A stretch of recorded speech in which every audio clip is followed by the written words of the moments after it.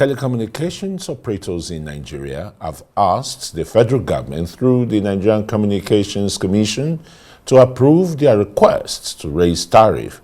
They cited foreign exchange losses and rising energy costs as the reasons that forced them to ask for the increase. The telcos' proposal to raise their tariff is coming barely 24 hours after MultiChoice, a South African pay television company, raised its tariff. Several companies, including discos and brewing companies, have also raised their prices in recent times. The telcos, under the aegis of the Association of Licensed Telecom Companies of Nigeria and the Association of Telecom Companies of Nigeria, have issued a joint statement asking the government to expedite the approval. The associations call on the federal government to facilitate a constructive dialogue with industry stakeholders to address pricing challenges and establish a framework that balances consumers' affordability with operators' financial viability. Ogbonna Okuku, business development expert and analyst, joins us in the studios now to look at these new development. Very warm welcome, Ogbonna, to Newsnight. All right, thank you so much for having me. Yeah, this is another economic hardship, strangulation, as some Nigerians may want to call it, that Nigerians are going to face now. Telcos increasing telecommunications tariff, that is, with voice and data, voice calls or data, transmission. Tell us, how is this going to impact on the economy and the people? Generally, anyhow you want to look at, everybody that's getting into any business is going into business to make money. And looking at the peculiarity associated with the telcos, every single thing that they have, from infrastructure to how they push out those networks to us, are all solely owned, managed by them. So the cost of running a base station, the cost of having those towers to work, everything is all associated in bringing that confluence that brings about the cost of that finished product and goods. So any which way, if a cost is being affected at one area, it will definitely affect the output. So generally speaking, yes, it's going to have, it's going to have a negative impact on the economy. But the other side of it is, it also leaves the room for people who want to invest in that space to know that regulation most times will not make you, stifle whatever you're trying to do as a business person. So it gives that, that openness. It allows other investors who want to come and play in that space within the ecosystem to know that, yes, if I invest in this space, in social environment, I'll be able to make my money and then make my profit, because government will not determine how much I have to, charge for whatever, service I'm providing. So, I mean, it's going to affect, the economy, both negatively and positively, but at the long run, at the end of the day, unless we don't want upgrades or unless we don't want additional infrastructure to be put into that sector, is something that is inevitable. Yes, the inevitability is now going to be borne by Nigerians. Yes, infrastructural deficit is a major problem for the telcos, particularly electricity supply.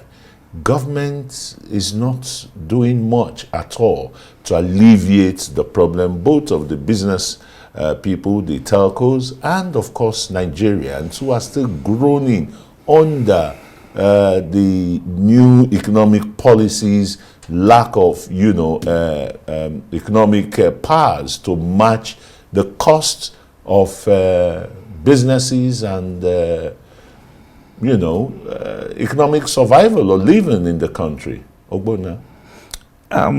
See, government can only create, I like when people use the word enabling environment, is, supposes that the government would, those parameters that will help businesses to strive or help businesses to grow in, within the environment.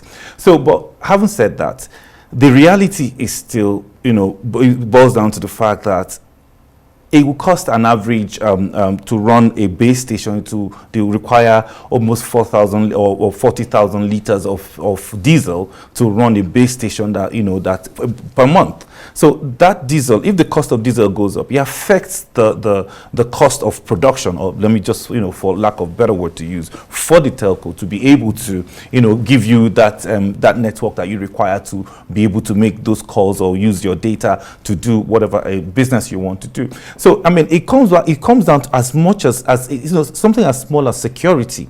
Now, most of the infrastructures are being attacked, and the companies are also supposed to spend from their resources to manage and man some of these base stations. And most of these base stations are somewhere very far from the city centers.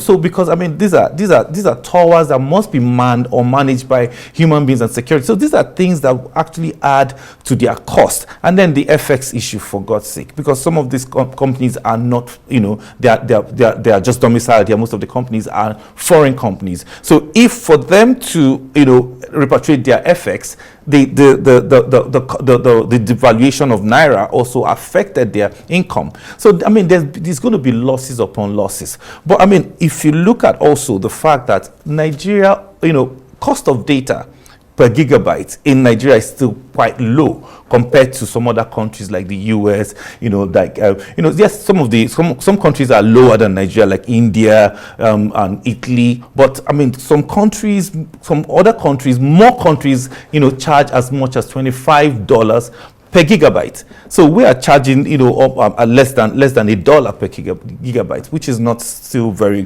is not commensurate with the cost. You're probably talking of a productive economy against an unproductive economy here. You're talking of a people who are, economically empowered to a people where job. I mean, look at the employment rates in the country. What's the comparison here? No, for me, it's someone doing business and they're giving service that must be paid for. So that means the Nigerian environment is not good for business. Is that what you are saying? No, I am not going to conclude on that. All I'm saying is that the disposable income of Nigerians should be better if we become more productive. People should earn more to be able to spend on some of these services that should enhance or help their own businesses or help them, their day-to-day life. So that's my point. I mean, there are countries, like I said, there are countries like Benin Republic, they charge as much as almost $25 per gigabyte.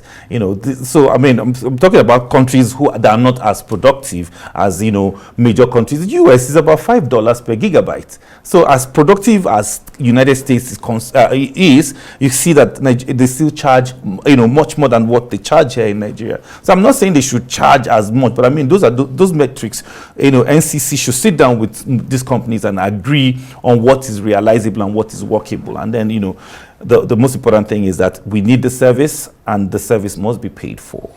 The service must be paid for. How do you think this is going to impact the Nigerian economy in general? Of course, everything is impacting on the economy, because as soon as government liberalizes the economy, so this is exactly what happens. So the market forces begin to push the market. And as soon as that happens, I mean, it's happening in the oil industry. It's happened in the power sector, which is still being looked at as we speak today.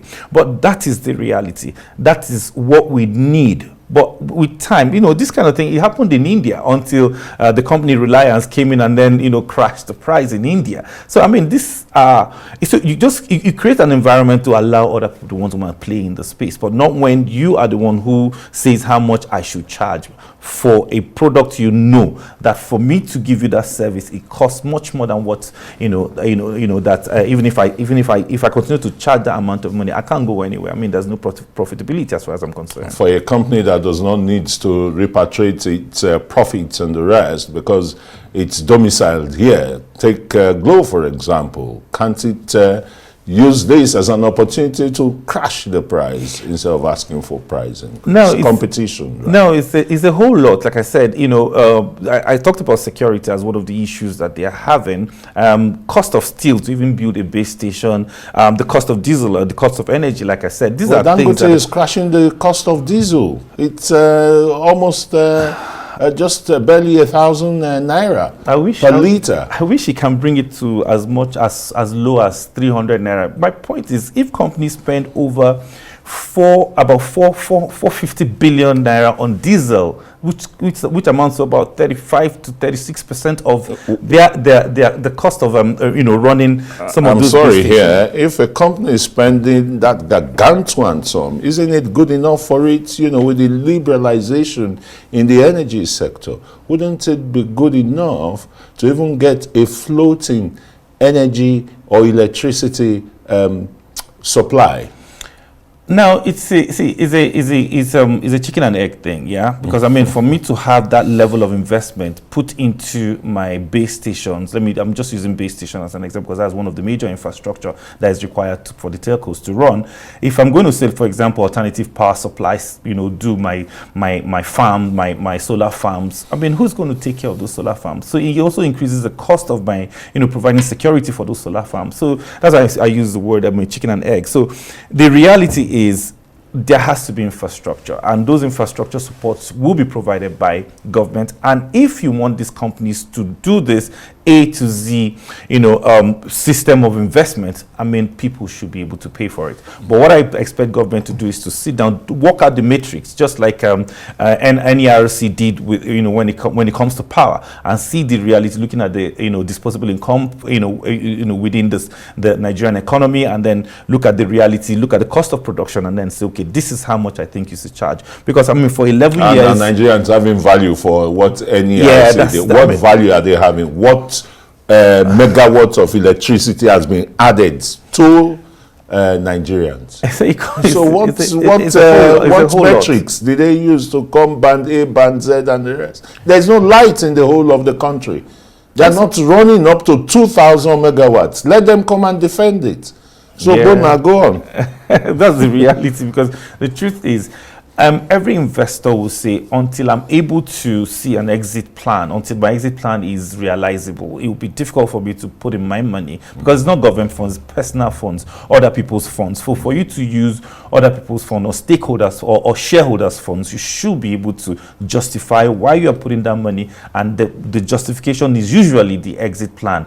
I must see the profitability, because you are not the only client. I can put the money elsewhere. I can put the money elsewhere. I can put it in another country and still make profits. Yes, Nigeria is profitable. I mean, the parameters that investors look at before they come into an economy, the ROI. The ROI is there. The natural resources that you have, strategic asset that you have. But the most important thing is the efficiency in the system. Because if you want to do that, you need to also consider the fact that you have to have people that even have the know-how to even run whatever it is that you're going to do. Because when these people started fresh, they needed to bring in expatriates they were paying so much money to build those base stations, to be able to bring the people that have the technical know-how to run. Now being able to transfer technology, you have a lot of Nigerians taking over in different spheres in that business. But that does not negate the fact that I'm not advocating for them, but I'm just speaking as an expert in the field. But if you must do business and be profitable, I must be allowed to also earn as much. I'm sure Nigerians wouldn't want you, Ogbonna, to use NERC as a yardstick to measure, economic development at all. Instead, there's been so much retrogression, as some the people out there would say. Thanks so very much. Ogbonna Okuku is economic development expert coming to shed light on telcos' plans to increase tariff.